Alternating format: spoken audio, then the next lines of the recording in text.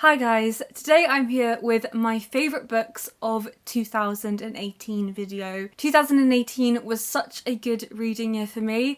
I discovered lots of new authors, I reread some of my favourite books including lots of the Bronte novels for the Bronte Book Club, which I really hope you enjoyed as much as I enjoyed. I also read over 30 classics, which was a record for me, and I'm so happy about that and hope that I can beat my record again in 2019. And it was really difficult to narrow down over 90 books into a short list of the best, but I did manage it, and today I am going to be sharing my favourites with you. With my end of year favourites list, I never make you wait until the end to talk about my favourite of the year because I can't wait to talk about it, and also you may be more likely to hear about it just in case you switch off somewhere in the middle.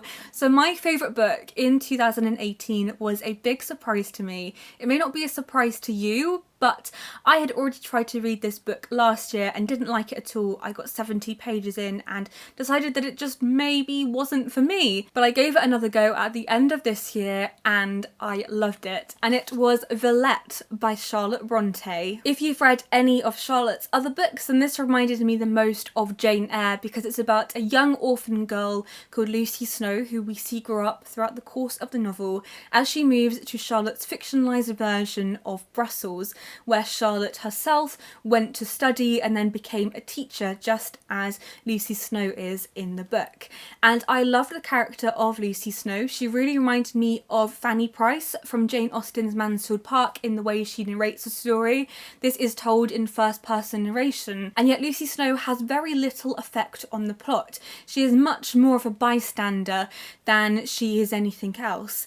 And I love the look at our internal lives, what's going on inside our heads, and Charlotte talks perfectly, just as she does in her other books, about how mental health can affect our physical health. I particularly love the scenes in the middle of the book where Lucy is struggling with her mental health and how it has an effect on her physical health too. I think when reading Villette, it's really interesting to consider whether Lucy Snow is a reliable narrator or not. I would say that she's somewhere in the middle. I think that actually her narration is reflective of the flawed human beings that we are, and I think that when you read some books you get a very clean-cut version of the story that you know is the truth, and yet when you read Villette you almost see the flaws in how our minds process the things that we are seeing and how we see the world. And Lucy Snow is a character who is definitely affected by her internal judgments and how she's been conditioned to see the world.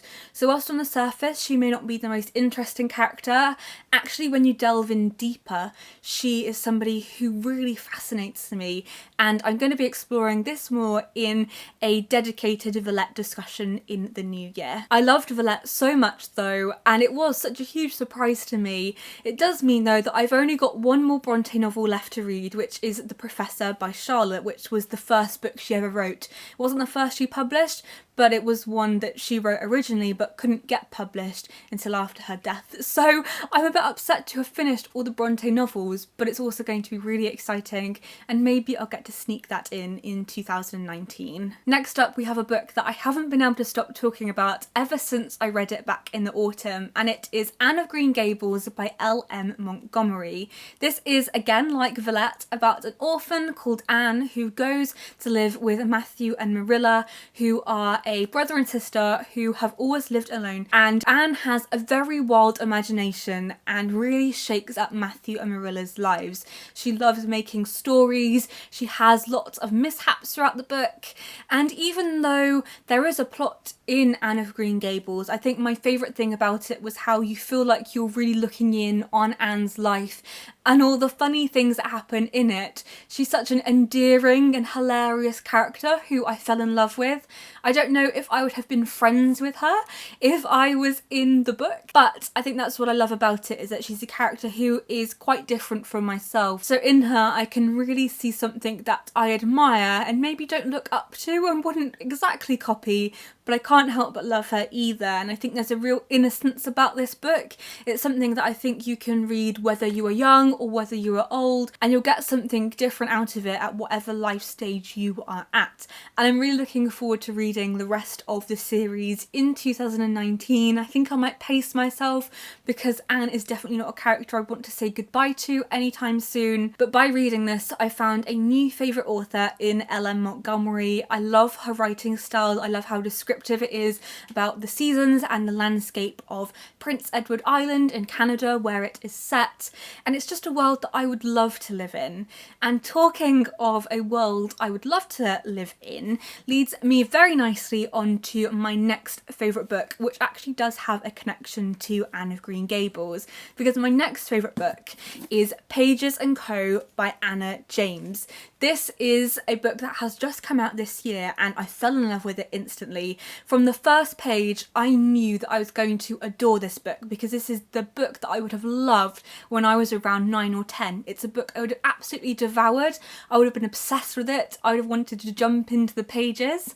And I say jump into the pages because Pages & Co. is a children's story about a bookshop and book wanderers. So book wanderers are people who can see book characters come out of their favourite books, and they can also go into their favourite books. And it's such a magical premise, and Anne of Green Gables is one of the characters who features in Pages & Co. And that's actually the reason that I started reading Anne of Green Gables in the first place, because I loved Anna's depiction of Anne, and after reading Anne of Green Gables I think she got it spot on. Tilly and the Book Wanderers is the first book in the series, and I'm so desperate to read the next instalment because I need more of these characters in my life. And the book features many of my favourite things. If you could write a list of my favourite things to include in books, you'd probably get Pages & Co. because it features books and a bookshop. It features a lovely relationship with Tilly's grandparents, which is one of my favourite things and just warms my heart. It has lyrical, beautiful writing. It is very bookish and speaks very highly of books and has many quote-worthy passages, and a villain who couldn't help but make me feel a little bit creeped out, but also lots of secondary characters who I love too, and friendships and book characters wandering in. And it's really made me think about where I would book wander to if I could live out the world of Pages & Co. What book would you book wander into? So if you could step into a book and live out the story, where would you go? Because I was thinking maybe Wuthering Heights, but I don't think that I'd get on very well with Heathcliff. I think he would scare me a little bit. So maybe it would have to be Shirley by Charlotte Bronte, because I quite like to be friends with Shirley and with Caroline, but then maybe Anne of Green Gables too would be a great book to book wander into, just as Tilly does in the book. So it's a book that got my imagination roaring, and I just need the next instalment now. A new style of book that I loved reading in 2018 was historical fiction that feels very classic. So books that have been written very recently that are set in the past and yet feel timeless. And the book that I loved the most was The Essex Serpent by Sarah Perry. It's a book that I loved discovering. I'd heard so many good things about, but it wasn't until I started reading it myself that I felt the magic of it. It is set in the late Victorian period and yet feels very modern, and I actually went to a talk that Sarah Perry did earlier in the year, and I thought it was very interesting how she talked about how we have these ideas about the Victorian period, and yet when she was researching the book, things like Sainsbury's existed then, and shops that we know now, and the underground, and so you get the sense in the book that you're reading a book that is now, and yet the characters are all wearing period costume and they're talking slightly differently than people do now, and there's no internet or mobile phones, and yet you do really see how progressive the Victorian era was, which I really loved about it. It centres around a character called Cora Seaborn, who is a young woman who has been recently widowed, and yet she's not very upset about this fact, and really being widowed has given her a new lease of life.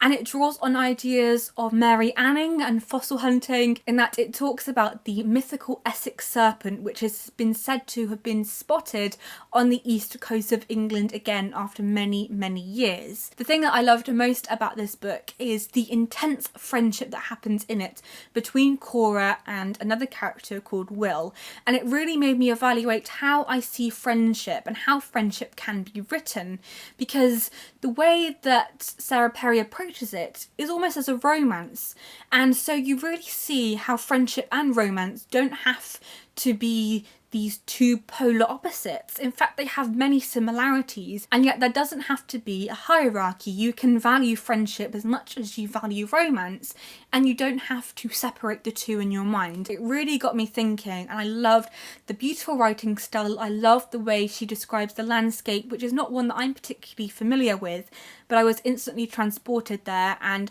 would love to reread this sometime in the future, because it's a book that you can visit again and again, and like many of the books on this list, you'll get something different out of it every time. Another one of the books that I loved in 2018 was The Mermaid and Mrs Hancock by Imogen Hermes Gower, which is a debut novel, and yet you couldn't tell that because it is such a spotless book. I couldn't find fault with it. And I loved this because it takes two antithetical characters in Jonah Hancock, a merchant, and Angelica Neal, who is a prostitute, and joins them together to show that opposites sometimes do attract. The book opens with Jonah Hancock being told that his ship, which is supposed to be bringing him back lots of good things, has been sold in exchange for a mermaid. And a mermaid was this creature which was a fish, usually combined with a monkey, and during the Georgian period these curiosities were very popular and people would come and pay to see them. It explores the society that it's set in, but I also think it says a lot about our society, particularly our capitalistic society and how we view possessions and wealth. And I loved the character of Angelica for that. And if you want to find out more about this novel, I'm actually going to draw your attention to Claire at Reading Bukowski's channel, who has done quite a in-depth discussion with the author on the book, exploring lots of the places the book is set in, which I think was really interesting and is a video that I keep going back to because I love this book so much, and I think that if you've read this or if you haven't read it, then go and watch that video because it was really good. And then the final one of these books that I read and loved this year was The Guernsey Literary and Potato Peel Pie Society by Mary Ann Schaffer and Annie Barrows. I love this book because, like Pages & Co, it features so many of my favourite things. It's a bookish book. It's about a book club on the island of Guernsey during the Second World War. It's an epistolary novel, which means that it's told in letter form, and also it includes so many references to my favourite books like the Bronte novels, and talks about the main character Juliet writing a biography of Anne Bronte that I couldn't help but squeal a little as I was reading it. It's a very emotive book. It really tugged at my heartstrings and really got me thinking about the Second World War, and has meant that I really want to read more novels set during or just after the Second World War in the next year. An author I read for the first time in 2018 was Daphne du Maurier. I read Rebecca, I read Jamaica Inn and The House on the Strand, and unfortunately I didn't love The House on the Strand, but I really loved Rebecca and Jamaica Inn, and I was trying to decide between the two because really I only wanted to feature one in this video, but they are both worthy. But in the end I settled for Rebecca because it was the first book of hers that I read and was my introduction to Daphne du Maurier, and it's such a powerful book that it almost punches you in the stomach as you're reading it because so much happens in it that is so intense.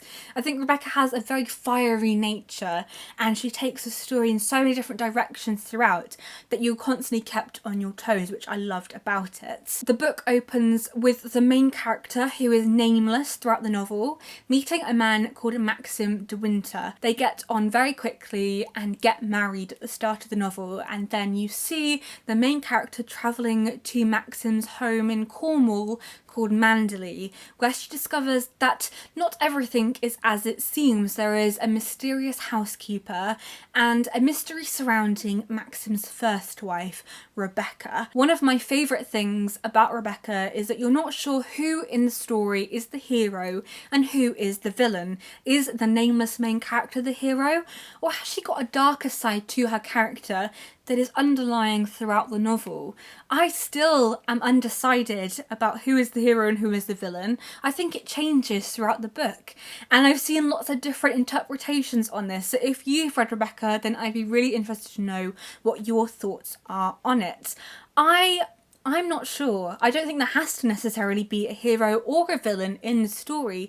I think that everybody can be a hero and villain, and I think it really raises the question of you are the hero of your own story, but you may be the villain of somebody else's. Right at the start of the year, I read The Woodlanders by Thomas Hardy, and it's quickly become one of my favourite of Hardy's books. He's one of my favourite authors anyway, and yet I've read lots of his books this year and nothing has quite been able to live up to The Woodlanders. This is set in a small hamlet called Little Hintock, and it is about the woodland community who live there. It follows a few characters, mainly Grace Melbury, who has gone away to school and has just come back, and who has been betrothed to a man called Giles Winterbourne while she's been away. And yet she's come back after this time and she's not sure that's what she wants anymore, and neither is her father. It's about marriage, and Hardy's quite cynical look at marriage, as he explores in many of his books, and the trouble that arises from marrying someone you may not want to marry, or somebody who you think you wanted to marry and yet after a time you changed your mind, because divorce wasn't an easily accessible thing at this time. My favourite character in the book was Giles, and I loved him. I found the whole story very emotional to read, and yet I think it's my favourite because of the way that Hardy describes the landscape of Little Hintock and the woodland. I thought it was quite magical. It felt like a very sylvan setting. It's not his most perfect or pristine book. I think that honour goes to either Tess of the D'Urbervilles or Far from the Madding Crowd, but it was its imperfections that I think made it so perfect. And it's one of Hardy's novels that I don't see talked about a lot, but I'd love more people to read it. And finally, for my last favourite book of 2018, we have Little Women by Louisa May Alcott, which is actually the last book that I've read during 2018. So not intentional, but I'm so glad that I read it. It's a book that I've wanted to read for years, and I watched the adaptation of it at the end of 2017. It was the most recent BBC adaptation, and I really didn't like it. I couldn't actually finish watching it, but I decided I would give the book a go, and I loved it. I fell in love with the March sisters. We have Meg, Jo, Beth and Amy. I think Jo is my favourite, and yet I think I am most like Beth, but I fell in love with all of them. And actually one of the things that I loved the most in 2018 has been reading lots of old children's classics. I've fallen in love with so many of them because I think there is something about the characterisation in them that makes them so easy to love. And I'd love to read more of Louisa May Alcott's books in 2019. I'm going to read Good Wives next, which is the next book in this series, and see what happens to the characters. I have, however, been spoiled for part of the series with quite a well-known spoiler, so I do know what happens, but that doesn't put me off in the slightest, and I can't wait to spend more time with the March sisters. So that was my favourite books of 2018 video. I really hope you enjoyed it, and I'd love to know your favourite books of the year in the comments below. I'd love to know what your favourite was, what your most surprising favourite was, and one that you knew you were going to love as soon as you started reading it. Thank you for all your support in 2018, and Happy New Year! Happy reading!